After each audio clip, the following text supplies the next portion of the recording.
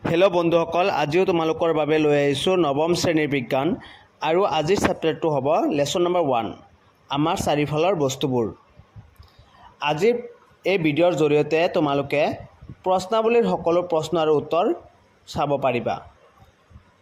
গতিকে যিসকল বন্ধুৱে এতিয়ালৈকে আমাৰ চেনেলটো সাবস্ক্ৰাইব কৰা নাই অনুগ্ৰহ কৰি সাবস্ক্ৰাইব কৰিবা, লগতে বেল আইকনটো অন কৰি দিবা যাতে পৰৱৰ্তী ভিডিঅ'বোৰ সকলোতকৈ আগত চাব পাৰা। গতিকে বন্ধুসকল দেৰি নকৰি ব্লগ ভিডিঅ'টো আৰম্ভ কৰো। প্ৰশ্নাৱলী 1 পেজ নম্বৰ 3 কোৱেশ্চন নম্বৰ 1 তলৰ কোনবোৰ পদাৰ্থ চকী বায়ু প্ৰেম গোন্ধ গিনা বাদাম চিন্তা ঠাণ্ডা ঠাণ্ডা পানীয় সুগন্ধি দ্ৰব্যৰ সুবাস এইকেইটাৰ ভিতৰত পদাৰ্থকেইটা বিচাৰি উলাব দিছে। এতিয়া উত্তৰকেইটা হ'ব পদাৰ্থ কেইবিধ হ'ল চকী বায়ু বাদাম ঠাণ্ডা পানীয় গোন্ধ সুগন্ধি দ্ৰব্যৰ সুবাস এইকেইটা হ'ল পদাৰ্থ। পেজ নম্বৰ 3 কোৱেশ্চন নম্বৰ 2 প্ৰশ্নাৱলী তলৰ পৰ্যবেক্ষণটোৰ কাৰণ দৰ্শোৱা উত্তপ্ত অৱস্থাত থকা বস্তুৰ গোন্ধ কেইবা মিটাৰ দূৰৰ পৰা পোৱা যায় কিন্তু ঠাণ্ডা বস্তুৰ গোন্ধ পাবলৈ ওচৰলৈ যাব লাগে। উত্তৰটো হ'ব কোনো পদাৰ্থৰ উষ্ণতা বৃদ্ধিৰ লগে লগে পদাৰ্থৰ কণিকাবোৰৰ গতিশক্তি বৃদ্ধি পায়। উত্তপ্ত বস্তুৰ পৰা নিৰ্গত গেছৰ কণিকাবোৰে বায়ুৰ লগত অতি সোনকালে বেপন প্ৰক্ৰিয়াৰে মিহলি হয়, সেয়েহে উত্তপ্ত বস্তুৰ গোন্ধ বহু দূৰৰ পৰা পোৱা যায় কিন্তু ঠাণ্ডা বস্তুৰ গোন্ধ পাবলৈ ওচৰলৈ যাব লাগে। কোৱেশ্চন নম্বৰ 3 এজন ডুবাৰুৱে সাঁতোৰাৰ সময়ত পুখুৰীৰ পানী ফালি সোমাই যাব পাৰে পদাৰ্থৰ কি ধৰ্মৰ ভিত্তিত এইটো সম্ভৱ। উত্তৰটো হ'ব আমি জানো যে পদাৰ্থৰ কণিকাবোৰৰ মাজত আকৰ্ষণ বল আছে। পানীৰ দৰে জুলীয়া পদাৰ্থৰ কণিকাবোৰৰ মাজত আকৰ্ষণ বল কঠিন পদাৰ্থতকৈ কম হোৱা বাবে ডুবাৰু এজনে সাঁতোৰাৰ সময়ত পানী ফালি সোমাই যাব পাৰে, কিন্তু ডুবাৰুজনে উঠি অহাৰ পিছতে পানীৰ কণিকাবোৰৰ মাজত আকৰ্ষণ বলৰ বাবে পানীখিনি আকৌ আগৰ অৱস্থালৈ গুচি যায়। কোৱেশ্চন নম্বৰ 4 পদাৰ্থৰ কণিকাবোৰৰ বৈশিষ্ট্যবিলাক কি কি? উত্তৰটো হ'ব পদাৰ্থৰ কণিকাবোৰৰ মাজত ব্যৱধান আছে, পদাৰ্থৰ কণিকাবোৰ অনবৰতে গতি কৰি থাকে, পদাৰ্থৰ কণিকাবোৰৰ মাজত আকৰ্ষণ বল আছে। এই তিনিটা হ'ল পদাৰ্থৰ কণিকাবোৰৰ বৈশিষ্ট্য। এতিয়া পেজ নম্বৰ 6 প্ৰশ্নাৱলী কোৱেশ্চন নম্বৰ 1 পদাৰ্থৰ প্ৰতি একক আয়তনৰ ভৰৰ পৰিমাণকে ঘনত্ব বোলে। ঘনত্ব সমান সমান কি ভৰ বাই আয়তন। তলৰ পদাৰ্থবোৰ ঘনত্বৰ ঊৰ্ধ্বক্ৰমত সজোৱা। বায়ু চিমনিৰ পৰা ওলোৱা ধোঁৱা মৌ পানী চক মাটি কপাহ আৰু লো। উত্তৰটো হ'ব বায়ু গ্ৰেটাৰ দেন চিমনিৰ পৰা ওলোৱা ধোঁৱা গ্ৰেটাৰ দেন কপাহ গ্ৰেটাৰ দেন পানী গ্ৰেটাৰ দেন চক মাটি গ্ৰেটাৰ দেন মৌ গ্ৰেটাৰ দেন লো। তাৰমানে ইয়াত বায়ুতকৈ কি চিমনিৰ পৰা ওলোৱা ধোঁৱাৰ কি ঘনত্ব বেছি। চিমনিৰ পৰা ওলোৱা ধোঁৱাৰ ঘনত্বতকৈ কপাহৰ ঘনত্ব বেছি, কপাহৰ ঘনত্বতকৈ পানীৰ ঘনত্ব বেছি, পানীৰ ঘনত্বতকৈ চক মাটিৰ ঘনত্ব বেছি, চক মাটিৰ ঘনত্বতকৈ মৌৰ ঘনত্ব বেছি আৰু মৌৰ ঘনত্বতকৈ লোৰ ঘনত্ব বেছি। এতিয়া বন্ধুসকল কোৱেশ্চন নম্বৰ 2 পদাৰ্থৰ বিভিন্ন অৱস্থাৰ বৈশিষ্ট্যবোৰৰ পাৰ্থক্য দেখুৱাই এখন তালিকা প্ৰস্তুত কৰা। এইটো হ'ল 2 এতিয়া এনসাৰটো হ'ব পদাৰ্থৰ বিভিন্ন অৱস্থা হ'ল পদাৰ্থৰ অৱস্থা তিনিটা, এটা হ'ল গোটা, এটা হ'ল জুলীয়া আৰু এটা গেছীয়। গোটা অৱস্থাত থকা বস্তুবোৰ গোটা বস্তুৰ আকৃতি আছে, গোটা বস্তুৰ আয়তন আছে, গোটা বস্তুৰ সংকোচনশীল নহয়, গোটা বস্তুৰ স্পষ্ট পৰিসীমা আছে। আৰু জুলীয়া অৱস্থাত থকা বস্তুবোৰৰ কি আছে জুলীয়া বস্তুৰ আকৃতি নাই, জুলীয়া বস্তুৰ আয়তন আছে, জুলীয়া বস্তুৰ সংকোচনশীল নহয়, জুলীয়া বস্তুৰ স্পষ্ট পৰিসীমা নাই। আৰু গেছীয় পদাৰ্থৰ আকৃতি নাই, গেছীয় পদাৰ্থৰ আয়তন আছে, গেছীয় পদাৰ্থ সংকোচনশীল হয়, গেছীয় পদাৰ্থৰ স্পষ্ট পৰিসীমা নাই। এইখিনি হ'ল পদাৰ্থৰ বিভিন্ন অৱস্থাৰ বৈশিষ্ট্য। এতিয়া কোৱেশ্চন নম্বৰ বি তলৰ বিষয়বিলাকৰ ওপৰত মন্তব্য দিয়া। দৃঢ়তা সংকোচনশীলতা প্ৰবাহিতা আকাৰ গতিশক্তি আৰু ঘনত্ব। এইকেইটাক লৈ কি কৰিব দিছে মন্তব্য দিব দিছে এতিয়া আকৃতি গোটা আৰু জুলীয়া আৰু গেছীয় পদাৰ্থৰ ক্ষেত্ৰত আকৃতি গোটা বস্তুৰ আছে জুলীয়া বস্তুৰ আকৃতি নাই গেছীয় বস্তুৰ আকৃতি নাই আয়তন গোটা বস্তুৰ নিৰ্দিষ্ট আয়তন আছে কি জুলীয়া বস্তুৰ নিৰ্দিষ্ট আয়তন আছে আৰু গেছীয় বস্তুৰ নিৰ্দিষ্ট আয়তন নাই দৃঢ়তা গোটা বস্তুৰ দৃঢ়তা আছে জুলীয়া বস্তুৰ দৃঢ়তা নাই গেছীয় বস্তুৰ দৃঢ়তা নাই 4 নম্বৰত আছে কণিকাবোৰৰ মাজৰ আকৰ্ষণ বল গোটা বস্তুৰ কণিকাবোৰৰ আকৰ্ষণ বল সৰ্বাধিক হয় জুলীয়া বস্তুৰ আটাইতকৈ কম আৰু গেছীয় বস্তুৰ আটাইতকৈ কম সকলোতকৈ কম হল গেছীয় বস্তুৰ আকৰ্ষণ বল আটাইতকৈ কম এতিয়া কোৱেশ্চন নম্বৰ 3 কাৰণ দৰ্শোৱা 3 এ আছে কোনো এটা বন্ধ পাত্ৰত গেছ ৰাখিলে সেই গেছে পাত্ৰটোৰ সকলো অংশ অধিকাৰ কৰে ইয়াৰ কাৰণটো কি উত্তৰটো হ'ব গেছীয় পদাৰ্থৰ ক্ষেত্ৰত কণিকাবোৰৰ মাজত আন্তঃআণৱিক দূৰত্ব বেছি আৰু আন্তঃআণৱিক আকৰ্ষণ বল অতি কম হেহে গেছৰ কণিকাবোৰ মুক্তভাৱে সকলো দিশত উচ্চ বেগত ঘূৰি ফুৰিব পাৰে ফলত কোনো বন্ধ পাত্ৰত ৰখা গেছে পাত্ৰটোৰ সকলো অংশতে বিয়পি পৰি পাত্ৰটোৰ সকলো অংশই অধিকাৰ কৰি ৰাখে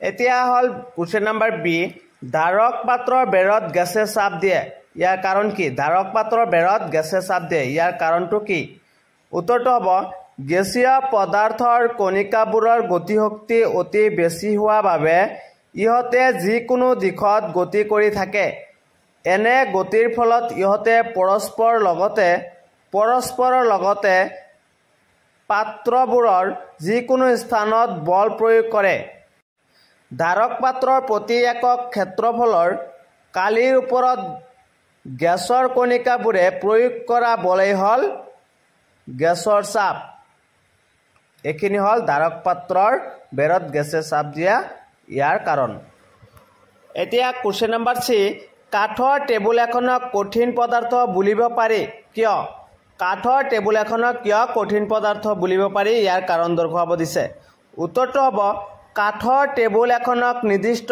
আকৃতি আৰু আয়তন থাকে কাঠৰ টেবুল এখনত কি থাকে নিৰ্দিষ্ট আকৃতি আৰু আয়তন থাকে বাহ্যিক বলৰ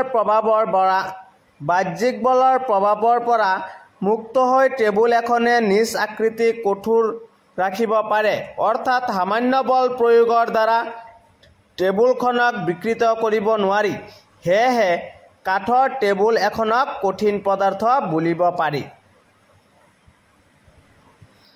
কোৱেশ্চন নম্বৰ ডি বায়ুত আমাৰ হাতখন সহজে ঘূৰাব পাৰো কিন্তু কাঠ এডোখৰৰ মাজেৰে ঘূৰাবলৈ এজন কেৰাটে বিশেষজ্ঞৰ প্ৰয়োজন ইয়াৰ কাৰণটো কি উত্তৰটো হ'ব গেছীয় পদাৰ্থৰ কণিকাবোৰৰ মাজত আন্তঃআণৱিক আকৰ্ষণ অতি কম আৰু আন্তঃআণৱিক ব্যৱধান অতি বেছি হেহে বায়ুৰ মাজেৰে আমি অতি সহজে হাতখন ঘূৰাব পাৰো কিন্তু কাঠৰ দৰে কঠিন পদাৰ্থবোৰৰ আন্তঃআণৱিক বল বেছি হোৱাৰ বাবে কাঠবোৰ দৃঢ়ভাৱে বান্ধ খাই থাকে হেহে কাঠৰ দৰে কঠিন পদাৰ্থৰ মাজেৰে হাত আমি ঘূৰাব নোৱাৰো এতিয়া কোৱেশ্চন নম্বৰ 4 কঠিন পদাৰ্থৰ তুলনাত জুলীয়া পদাৰ্থৰ ঘনত্ব কম কিন্তু দেখিছানে বৰফ পানীত উপঙে কিয় বাৰু উত্তৰটো হ'ব পানী গোট মাৰি বৰফৰ সৃষ্টি হয় পানী জুলীয়াৰ পৰা গোট মাৰোতে পানীৰ কণিকাবোৰৰ মাজত যথেষ্ট খালী ঠাই ৰৈ যায় হেহে বৰফৰ ঘনত্ব পানীৰ ঘনত্বতকৈ কম হয় ফলত বৰফ গোটা হোৱা সত্ত্বেও পানীত উপঙে এতিয়া কোৱেশ্চন নম্বৰ পেজ নম্বৰ 9 প্ৰশ্নাৱলী 3 তলত দিয়া উষ্ণতাবোৰ সেলসিয়াছ স্কেলত প্ৰকাশ কৰা ইয়াত এ নম্বৰত আছে 300 কেলভিন আৰু বি নম্বৰত আছে 573 কেলভিন এটো যেতিয়া আমি সেলসিয়াছত প্ৰকাশ কৰিম যেটো 0 ডিগ্ৰী সেলসিয়াছত সমান 273 কেলভিন সেই কাৰণে আমি কি কৰিব লাগিব 273 কে মাইনাস কৰি দিব লাগিব সেই কাৰণে ইয়াত কি কৰিছে 300 ৰ পৰা 273 টো মাইনাস কৰিছে 273 এই কাৰণে মাইনাস কৰিছে কাৰণ 0 ডিগ্ৰী সেলসিয়াছ সমান 273 কেলভিন বি নাম্বাৰটো তো কি কৰিছে 573 পৰা 273 বিয়োগ কৰি দিয়াৰ পিছত কি কৰা হল 300 সেলসিয়াছলৈ প্ৰকাশ কৰা হ'ল। এতিয়া পেজ নম্বৰ 9 কুৱেশ্যন নম্বৰ 2 তলৰ উষ্ণতাবিলাকত পানীৰ ভৌতিক অৱস্থা কি হ'ব? এ নম্বৰত আছে 250 ডিগ্ৰী সেলসিয়াছ আৰু বি নম্বৰত আছে 100 ডিগ্ৰী সেলসিয়াছ। এতিয়া এ নম্বৰ আনসাৰ হ'ব 250 ডিগ্ৰী সেলসিয়াছ উষ্ণতা বিলাকত পানীৰ গেছীয় অৱস্থালৈ পৰিৱৰ্তন হ'ব। কি হ'ব? 250 ডিগ্ৰী সেলসিয়াছ উষ্ণতাত কি হ'ব? পানী গেছীয় অৱস্থালৈ পৰিৱৰ্তন হ'ব, যিহেতু এই অৱস্থা পানীৰ উতলাংকতকৈ বেছি। পানীৰ উতলাংক কিমান? 100 ডিগ্ৰী সেলসিয়াছ। আৰু বি নম্বৰ এনসাৰ হ'ব যেহেতু পানীৰ উতলাংক 100 ডিগ্ৰী সেলসিয়াছ, গতিকে ই উতলিব আৰম্ভ কৰিব। এতিয়া পেজ নম্বৰ 9 প্ৰশ্নাৱলী কুৱেশ্যন নম্বৰ 3 কোনো পদাৰ্থৰ ভৌতিক অৱস্থাৰ পৰিৱৰ্তনৰ সময়ছোৱাত উষ্ণতা স্থিৰ হৈ থাকে কিয়? উত্তৰটো হ'ব পদাৰ্থৰ ভৌতিক অৱস্থাৰ পৰিৱৰ্তনৰ সময়ত কণিকাবোৰৰ মাজত আকৰ্ষণ বল অতি কম কৰিবলৈ, ইয়াত অতিক্ৰম হৈছে, এইটো অতি কম হ'ব, অতি কম কৰিবলৈ তাপ শক্তিৰ প্ৰয়োগ হয়। সেইবাবে কোনো পদাৰ্থৰ ভৌতিক অৱস্থাৰ সময়ছোৱাত উষ্ণতা স্থিৰ হৈ থাকে। এতিয়া কুৱেশ্যন নম্বৰ 4 বায়ুমণ্ডলীয় গেছ জুলীয়া কৰিব পৰা পদ্ধতি এটা কোৱা। উত্তৰটো হ'ব চাপ প্ৰয়োগ কৰি আৰু উষ্ণতা কমাই বায়ুমণ্ডলীয় গেছ জুলীয়া কৰিব পাৰি। এতিয়া প্ৰশ্নাৱলী 4 কুৱেশ্যন নম্বৰ 1 ডেজাৰ্ট কুলাৰ এটাই সূক্ষ্ম গৰম দিনত ভালকৈ ঠাণ্ডা কৰে কিয়?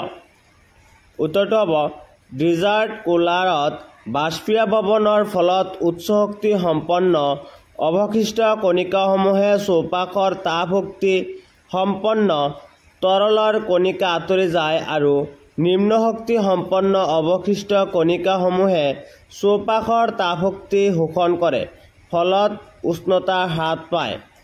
শুকান গৰম দিনত বায়ুত থকা জলীয় বাষ্পৰ পৰিমাণ কম হোৱা বাবে বাষ্পীভৱনৰ মাত্ৰা বৃদ্ধি পায়। সেয়েহে শুকান গৰমৰ দিনত ডেজাৰ্ট কুলাৰ এটাই ভালদৰে ঠাণ্ডা কৰিব পাৰে। কুৱেশ্যন নম্বৰ 2 গ্ৰীষ্মকালত মাটিৰ কলহৰ পানী ঠাণ্ডা হৈ থাকে কিয়?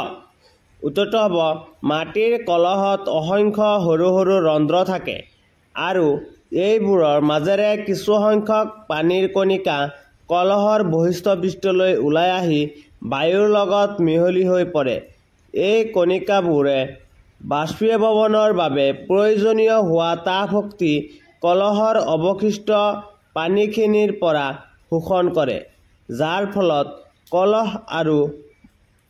ফলত কি হয় কলহ আৰু কলহত থকা অৱশিষ্ট পানী দুয়োটাৰে উষ্ণতা হ্ৰাস পায়। সেইবাবে গ্ৰীষ্মকালত মাটিৰ কলহৰ পানী ৰাখিলে পানীখিনি ঠাণ্ডা হৈ থাকে। কুৱেশ্যন নম্বৰ 3 হাতৰ তলুৱাত এচিটন পেট্ৰল বা সুগন্ধি আঁতৰ ঢালি ল'লে ঠাণ্ডা অনুভৱ হয় কিয়? উত্তৰটো হ'ব হাতৰ তলুৱাত এচিটন পেট্ৰল বা সুগন্ধি আঁতৰ ঢালি ল'লে এই উদ্বায়ী পদাৰ্থবোৰে বাষ্পীভৱনৰ বাবে প্ৰয়োজনীয় তাপ শক্তি হাতৰ তলুৱাৰ পৰা শোষণ কৰে, ফলত হাতৰ তলুৱাৰ উষ্ণতা হ্ৰাস পায় বাবে হাতৰ তলুৱাত ঠাণ্ডা অনুভৱ হয়। কুৱেশ্যন নম্বৰ 4 গৰম চাহ বা গাখীৰ কাপত লৈ খোৱাতকৈ প্লেটত লৈ খোৱা সহজ কিয়? উত্তৰটো হ'ব গৰম চাহ বা গাখীৰ প্লেটত ঢালি ল'লে তৰলখিনিৰ পৃষ্ঠকালিৰ কাপতকৈ বৃদ্ধি পায়। পৃষ্ঠকালিৰ বৃদ্ধিৰ লগে লগে বাষ্পীভৱন বৃদ্ধি হয় আৰু গাখীৰ বা চাহ সোনকালে ঠাণ্ডা হয়। সেয়েহে গৰম চাহ বা গাখীৰ কাপত লৈ খোৱাতকৈ প্লেটত ঢালি খোৱা সহজ হয়। কুৱেশ্যন নম্বৰ 5 গ্ৰীষ্মকালত আমি কি ধৰণৰ কাপোৰ পিন্ধিব লাগে? উত্তৰটো হ'ব গ্ৰীষ্মকালত আমাৰ দেহৰ পৰা ঘাম ওলায় আৰু সেই ঘামে দেহৰ পৰা তাপ শোষণ কৰি বাষ্পীভূত হয়। অন্য সাংশ্লেষিক কাপোৰতকৈ কপাহী কাপোৰ শৰীৰৰ ঘাম সোনকালে শোষণ কৰি বায়ুমণ্ডললৈ বাষ্পীভূত হোৱাত সহায় কৰে, ফলত দেহটো শুকান আৰু ঠাণ্ডা হৈ থাকে। সেয়েহে গৰম দিনত কপাহী কাপোৰ পিন্ধা উচিত। বন্ধুসকল এইখিনি আছিল আজিৰ আয়োজন আৰু অনুশীলনীৰ যিখিনি প্ৰশ্ন আছে বন্ধুসকল ডেসক্ৰিপশনত আৰু এটা মই লিংক দি দিম সেইটো ভিডিঅ'ত আপোনালোকে চাই ল'ব আৰু যদি এতিয়ালৈকে আমাৰ এই চেনেলটো সাবস্ক্ৰাইব কৰা নাই অনুগ্ৰহ কৰি সাবস্ক্ৰাইব কৰিব আৰু লগতে বেল আইকনটো অন কৰি দিব যাতে পৰৱৰ্তী ভিডিঅ'বোৰ সকলোতকৈ আগত পায় আৰু লাইক কমেন্ট কৰি জনাব কেনেকুৱা হৈছে আপোনালোকৰ উৎসাহ আৰু উদ্দীপনাই আমাক আৰু আগলৈ লৈ যাবলৈ